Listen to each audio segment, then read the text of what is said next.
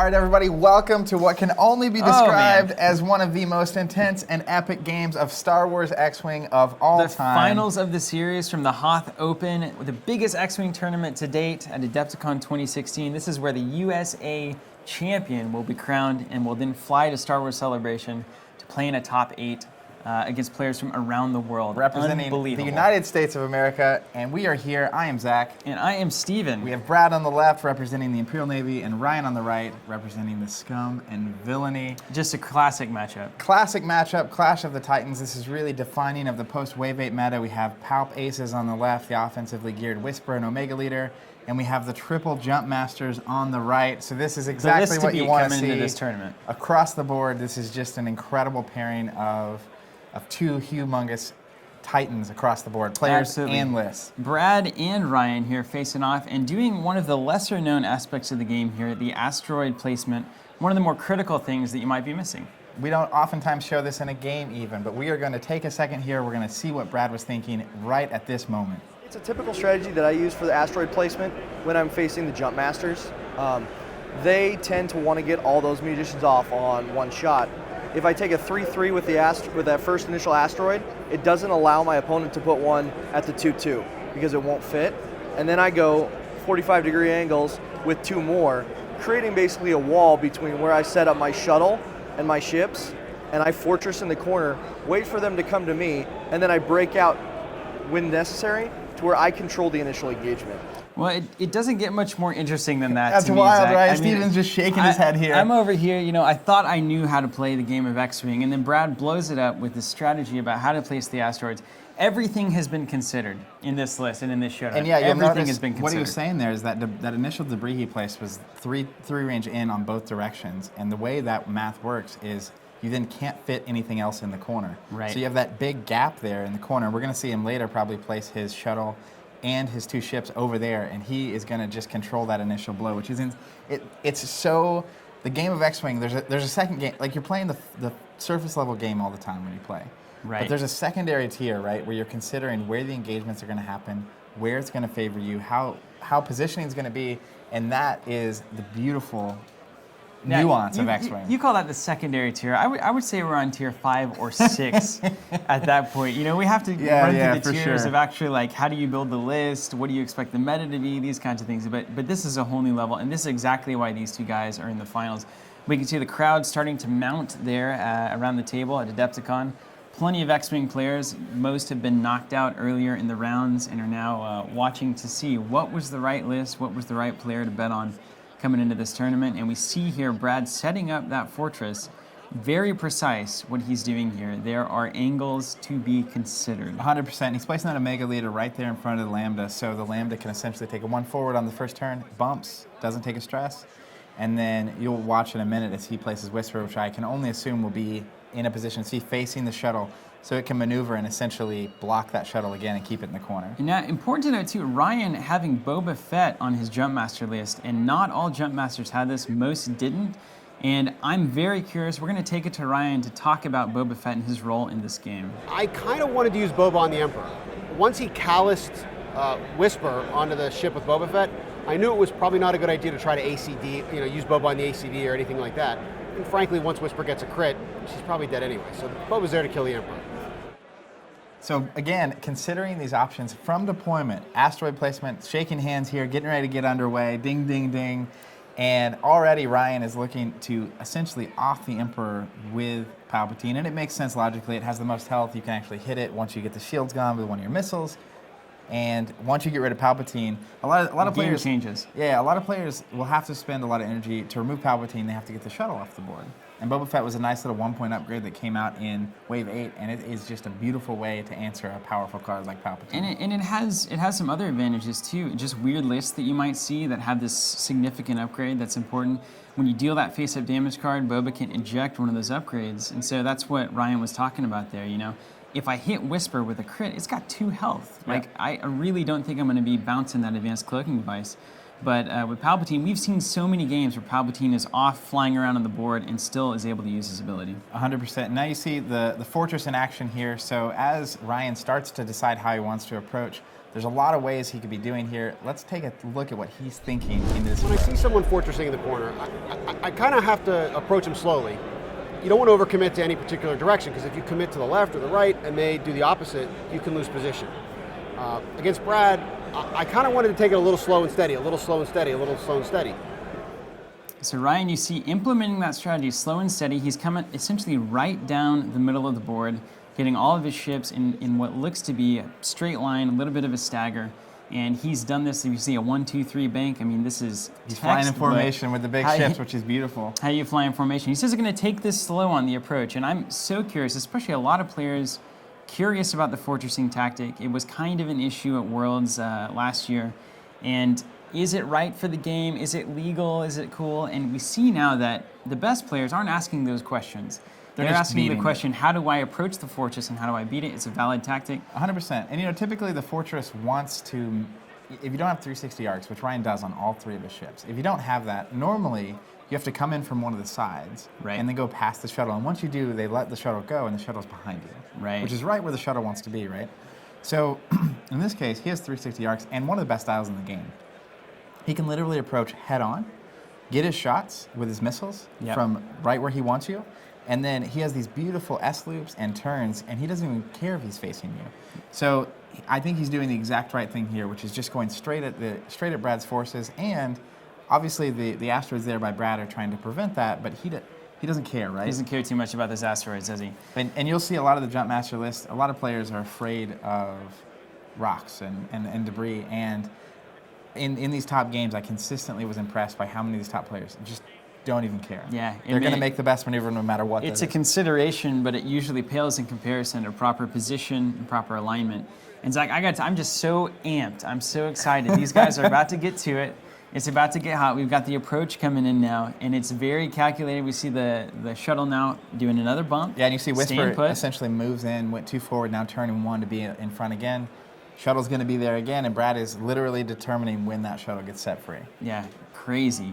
And the Jumpmasters, now they are a threat. They're such a threat because they do have that initial volley of torpedoes. There's going to be a turn here, I think, where we're going to see who's in the right position. Somebody's going to be in the wrong one for sure, and somebody's going to be in the right one. Are the torpedoes coming off? How many shots can I get? Can I only get 1 shot? And where are you using those shots? Where are you going to use them? That's important. And you see here, Omega Leader has the evade. It's keeping from comm relay, going to have that juke triggered, and it's just kind of getting out of the way, right? Yeah, I saw that barrel roll there towards the side of the board. Whisper going to follow suit, so it's looking like we have a pretty reasonable approach here, kind of knowing where Brad's wanting this thing to end up. He's running down the far side of this board, and I'm excited. I'm so excited to see where Ryan's going to go here. These Jumpmasters, wildly maneuverable, especially as they're kind of to the right side of the board from his perspective. Their left dial is a little bit better than their right, and they're going to be able to turn in whenever and however they want.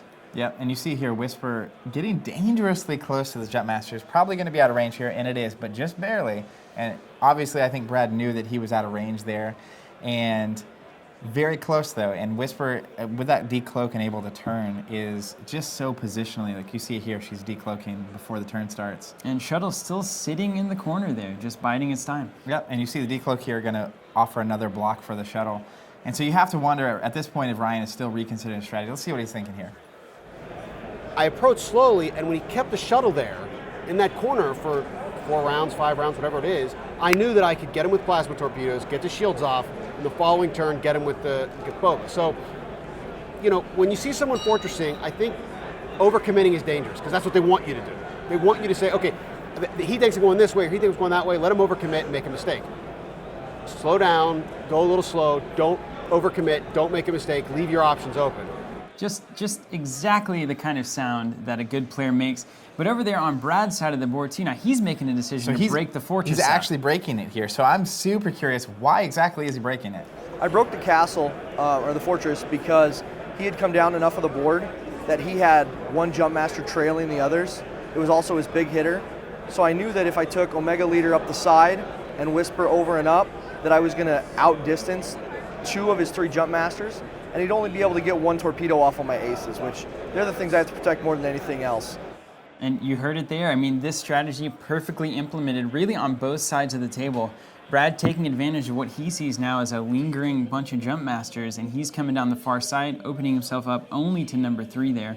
And then busts the shuttle out, but on the flip, Ryan looking to take care of that shuttle as fast as possible, and his Jumpmaster's in a good position to do that. So is he going to take shots on aces? Is he just going to try to light this shuttle up? What's Boba doing over there? Number 1, he's going to turn in next turn and really have a great opportunity. If he strips the shuttle shields this turn, he's going to be able to eject Palpatine really easily. And is that going to be enough? Is that going to be enough to turn this game? Yeah, and if you look at the firing arcs here on the Jumpmasters, number 3 doesn't have an arc on Omega Leader. So Omega Leader can't get shot by a missile. Whisper has, number 3 could shoot it with a missile. But then beyond that, I don't think number 2 can shoot Whisper with a missile. And this is really good position on Brad's part because it's going to want Ryan to divide his fire. And Whisper here getting a shot on number 3. Killer 4 shot dice. here. It looks like 3 hits. And it's going to be 1 evade. So a couple of damage shields. come through on the contracted scout. First Number blood. 3. First blood for Whisper. First blood Whisper. And Gets I think to recloak, gets the advanced targeting computer. The whole thing, or the fire control system, I should say, whole thing just looking pretty. yeah, and they're checking here. It's going to be range 3 through a rock and not in asteroid territory. Omega shooting. That 2 hits, you can't deny that. Going to juke one of Gonna those. juke one of them down. Ryan's going to spin the focus. Wants to, Can't. but probably can't, right? Because of the target lock, looks like to me. All right, another shield is down. Another shield down, and an Omega Leader with a strong 2 dice there. That's kind of a not expecting it to work, but hey, you'll take it if you can get it. Well, and you know, Omega Leader with juke and the target lock and not be able to modify it. Ooh, and 3 whiffs from Palpatine. You're just blanks there. Gonna Rerolling go ahead and with spin the target target lock. Yep. But yeah, Omega Leader, that's what makes the 2 attack dice viable with Omega Leader is you have the target lock and juke. So even with 4 defense dice, your odds of getting damage through is actually pretty strong. Very, very difficult. And now we're looking at the shuttle, and we've seen in a lot of games in the past, the shuttle actually playing a significant offensive role in these games. Brad choosing to bust up and shoot. Let's see what he says The about that. opportunity to trash a Jumpmaster and throw crits onto its hull, because I'd already shot that same one with my other 2 aces. The potential for the 1 shot was there.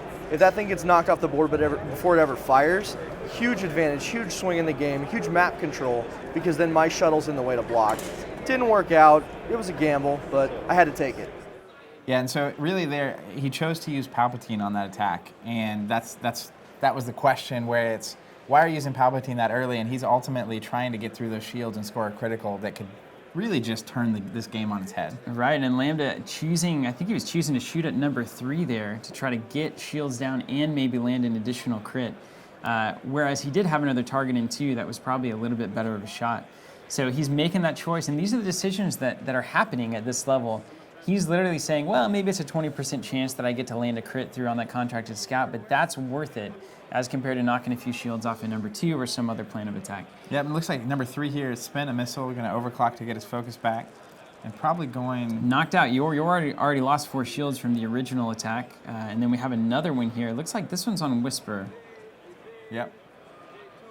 Evade token, and that's going to knock 1 shield right off of Whisper. 2 gone, I should say. It's because the torpedo removes an extra shield, so Torpedo Whisper plasmas, is baby. vulnerable, and that's where, you know, using Palpatine earlier on that offensive attack, not having it there on defense, it's a tough choice to make. You want to go offense, but when you have all these ships with lower pilot skill, it is hard to make that choice. Very tough decision. Looks like number 1 shooting out of its side at Palpatine at range 3. Palpatine rolls blanks. Cocked die into a focus, so it looks like we're going to get down into the yellow here. We are into the yellow, which makes him supremely susceptible to the one, the only Mr. Boba Fett. And Boba Fett now actually extremely well positioned to turn in this next attack and knock him off. I mean, Palpatine's probably out of here. And just incredible positioning.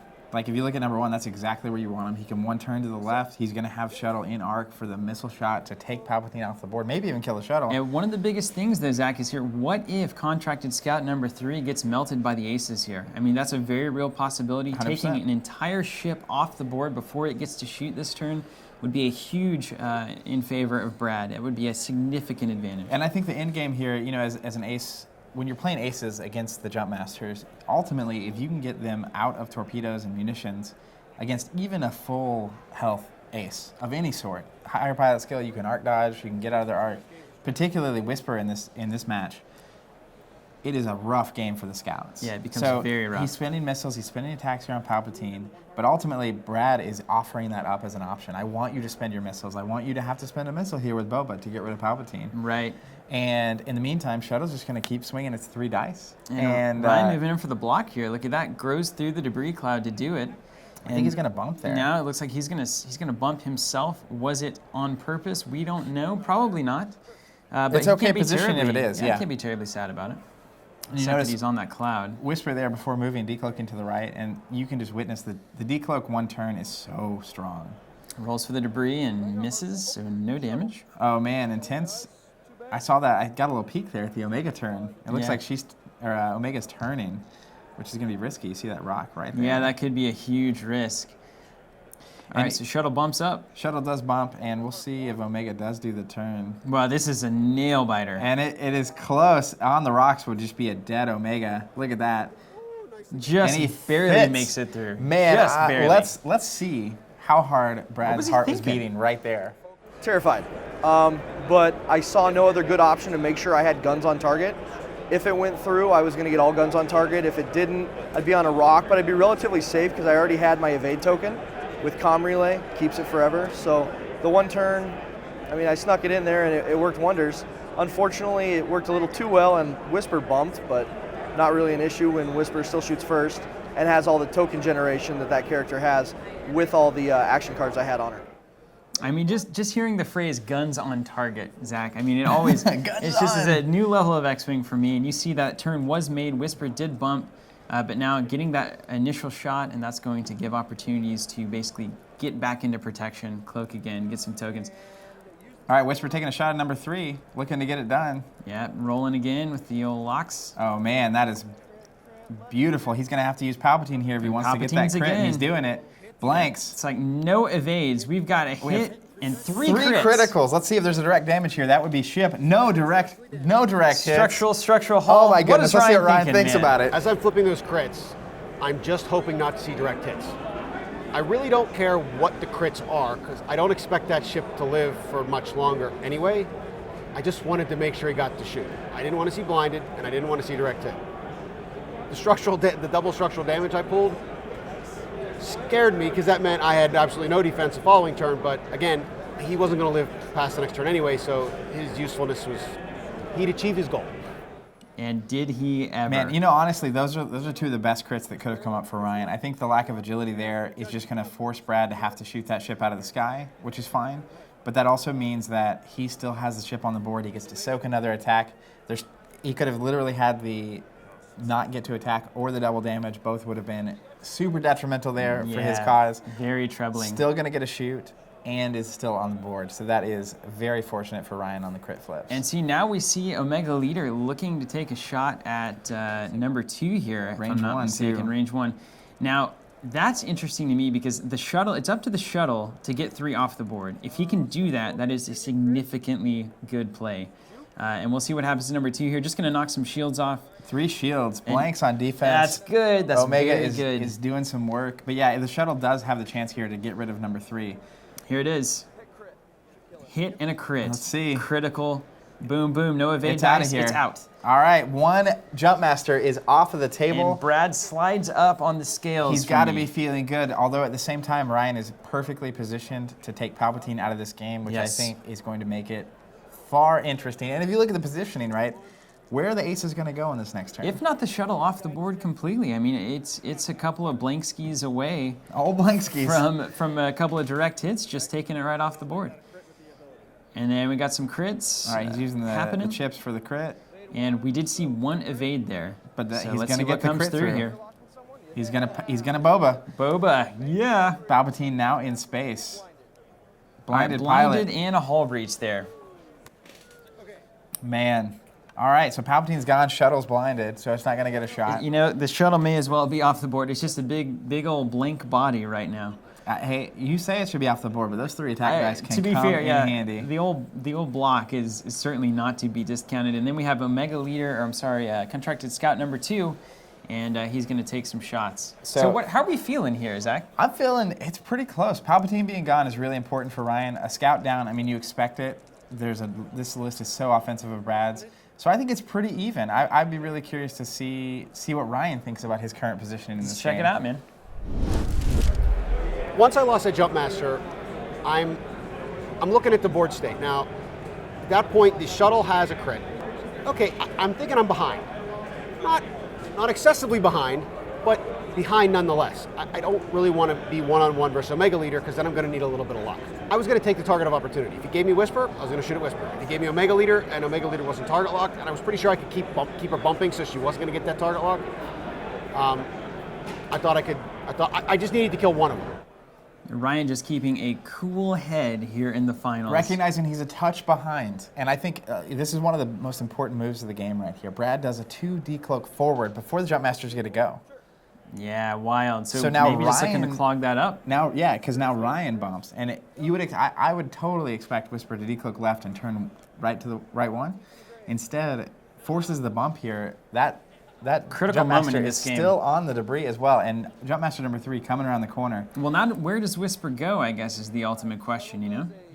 Well, boy, if he could nest right in there behind 2 and in front of 1. The cool thing about Whisper goes any maneuver less than a 3, and she stays right where she is. She can shoot the back one, recloak, and get a focus. That's fair. That's totally fair. And so I think that's actually that's a beautiful move. Omega Leader coming back in here and seeing another bump here from Brad, and Conga lining him up, holds the evade. And yeah, now we're going to get to see what is Whisper up to here. And it Whisper looks like doing a 4 forward. What? Wow. So this is a critical moment in the game. So Whisper not having a shot. Oh my goodness. Gonna be Whisper's going to bump. No shot, no cloaking. Going to have a range 1 shot with number 2. Let's see what Brad's thinking. I decloaked forward for exactly that. I wanted to block the lane for that Jumpmaster to get out of that little hole. My thought was I'd be able to jump right behind it and catch the Jumpmaster who Agent Callus had targeted. Unfortunately, I misjudged the distance, went 1 distance too far, and ran into him, leaving myself naked with no shots. Love it. Brad realizes the gravity of this situation. And honestly, when you're playing aces, a bump like that it's a gift you can only hope to achieve. And now we're going to see Brad shooting here with Omega Leader, range 1. But we're going to probably see a range 1 shot from number 2 on Whisper, which is, she's down in shields, right? Could easily just be off the board. Ooh, but look at this. Omega Leader coming through here. Shaken Pilot and direct hit. Contracted Scout number 2 now critically injured. Wow. 2 hull remains. Wow. And now we've got some missiles headed for Omega Leader, it looks like. From number 1. From number 1, I hope. Number 1 can't shoot Whisper. So shooting the Omega Leader, and remember the shuttle had the stun pilot, so it's not going to be able to shoot either. Gonna get the target lock here. Here we go. Looks like we got some re-rolls. Decision time. Yeah, so gonna re-roll those dice. Target locking. And 2 blanks. sees nothing but blanks. That's about as good as Omega Leader could ask for there. See 1 evade. And taking then evade 1. He's got 1 crit here. All right, so he spent the evade token off of Omega Leader. And we got a thrust control. That could be an issue. Get stressed. And now it looks at number 2. Now he's considering going after a Omega Leader here, but ultimately makes the right choice. There it is. He almost has a 3 hits, and that's exactly what he needed. Brad knows it. Look at his face. He knows it. He needs some evades here. Rolls 1 evade. Sees 1 evade. Whisper is out of here. Whisper is down. gone. Oh my gosh. Ryan, what were you thinking? I was fixated on that point, thinking that Whisper's not shooting, so I don't have to worry about her. I knew the shuttle was blinded, so okay, I didn't have to worry about the shuttle. All I had to worry about was Omega Leader. I didn't even think about Whisper, and then I stopped and said, "Oh wait, Whisper's not cloaked." I don't have any actions, but this is 3v2. I have to take a shot, and so I take the shot. I roll 3 hits naturally, incredibly lucky, and then he rolls evade focus, and I kill Whisper, and I take a huge sigh of relief.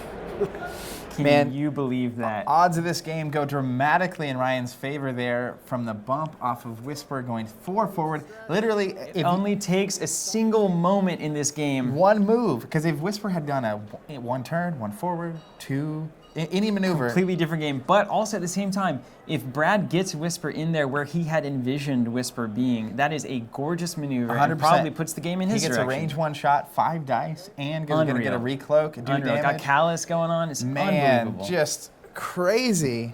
This is what it's like to fly in the finals, Zach. I mean, it's every moment you are That on is wild. edge. It's wild too because I thought with that decloak forward and he forced that bump. It's like, oh, you're setting up the Killer. perfect. You can only shoot Whisper with one guy. I'm going to be cloaked.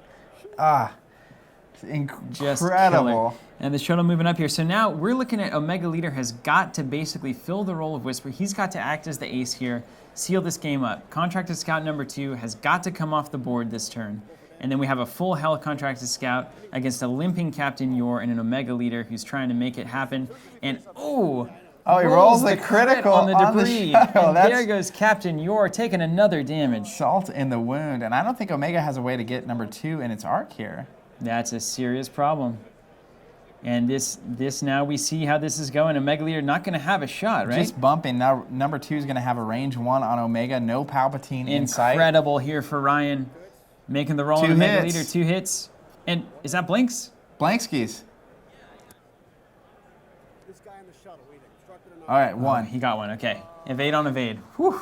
Evade on hit. Jiminy Christmas. That could have been, Oh, that would pretty much be that's it. the... So now let's talk about the odds for a second. So Omega here can, as long as he can get actions, can get an evade, keep the evade, get the target lock. He can do damage. He can get one of these off the board, and this is still a fight. Yeah, it's But absolutely a He fight. absolutely has to get number 2 off the board and start building tokens. Omega Leader just needs to make it happen. And the crowd gathers. It's intense. Everyone's peeking in. They That's want to right. see what's happening. Putting dials down. Every maneuver here could be the game. Dials are down. 1 bank coming in from number 2, Jumpmaster. That is not going to clear the stress, so he's still happening. Was that stress clearing? All right. The one on the rock is just going to bump. Oh, and gets a shield off for, hey, you'll take anything at this point. Absolutely. That's crazy. You've never seen a debris do more work. I hit so many debris and no damage. All right, Omega doing a 2-turn here, knowing a bump would mean a 1-turn is still bumping. Omega's going to clear. Yeah, we're going to mark the ship here. Now, this means that Omega has a shot to get that Contracted Scout off the board, and I think that absolutely needs to happen. Well, what do you do, Zach? Do you take the evade? You have to take the evade, You take the evade right? because it enables juke, and then the number 2 doesn't have anything to modify with anyway. So Right. it gives you juke, and what it also gives you is the evade token for defense, Which once, you need. Once number 1 actually gets to shoot you, because And- you don't have and Palpatine This is anymore. looking okay. I think if Brad can get this done, That's what I'm saying. Like it's Very still serious. it's still very much a game. The shuttle's going to go out, try to not die, it loop might back get around, one get an shot attack. Yep. before the game's over. If it gets a shot and soaks up another attack, it's Oh, doing its killer. job. Yeah. And that's where. So I think here Omega could easily get rid of this Contracted Scout, and then it's a game, man. It's a real game. Omega later keeps the evade, going to be able to target like number 1 next turn and just start doing some work on that. Well, let's see if Omega Leader can make it happen. This is about as good a shot as you can ask for. And I wonder if Ryan with number 1 wants to like get some distance so it can get a missile off on Omega. All right, there's some shots. All And right. there's all 3. That's exactly what he needed. We need blanks here. I think we That'll got be him. it. That'll we be got it. him. Scout is off the All board. right, that scout is down. We are down So to 1 on mano y mano. Ship. What is Ryan thinking? Let's send it over to Got to him. kill Omega Leader, and I'm thinking, okay, I just have to kill Omega Leader. If I don't kill Omega Leader here, life's going to get very difficult. Well, Yeah, he's 1 not on wrong. 1. I Here's think the roll. Omega can Here's win. the Let's roll, see what he Zach. gets. There's 2 hits. That's all Blanks on Brad's side. That's it. Oh my That's goodness. It. Omega Leader is off the board, and Brad knows that is how it goes. Holy smokes. That was Brad did everything to give himself a chance there after that whisper bump. Insane. Huge congrats to both these players. This Ryan, is incredible. We'll come back to you guys here shortly. We got some final thoughts from Ryan. Let's send it over to him. I congratulate him. He was a great opponent. I acknowledge the fact that my shot on Whisper was incredibly lucky, and if I don't get it, I don't win. Everybody I played today was great. I mean, the tournament was great. Everybody was fun. I played Lyle Hayhurst Stozen in the first round, and he was 9-0, and I got a lucky block on Carnor and Proton torpedoed him. Nathan, the kid, man, I had to fly on rocks to get blocks and get the shots off, and it worked. But I missed a couple big barrel rolls that he outsmarted me on. But I got a lucky couple torpedo shots on Feld. I mean, I definitely got a little lucky to help win. I don't think you can win one of these without getting a little lucky here and there. But the event was great. Man, you cannot ask for 2 better finalists for the game of X-Wing, and you can go catch those games that he's talking about on our channel. We do have those up as well. the entire top 8. The entire series. And there you have it, guys, the finals of a long Hoth Open Series. The U.S. champion, Ryan Fleming, incredible. Just congratulations to both of these players. You guys did a phenomenal job. sportsmanship and play just next level. Incredible watch, and for all you guys out there watching and commenting and liking our videos, we can't say thanks enough. Your viewership is much appreciated, and we love doing this. And we have plenty of products as well, which is actually a critical piece of this content engine. It helps keep us on the air. We've got templates, we've got tokens, we've got our asteroids and debris. We just released the divided range rollers for our Awaken series, and so much more to come. So be sure to check in with us on our store and join the community over on teamcovenant.com. A lot of the guys that you've seen in these videos often post over there and give their thoughts. So join in on that, get some discussion going, and we'll catch you later, guys. Thank you so much for watching, and keep making it happen. See you guys.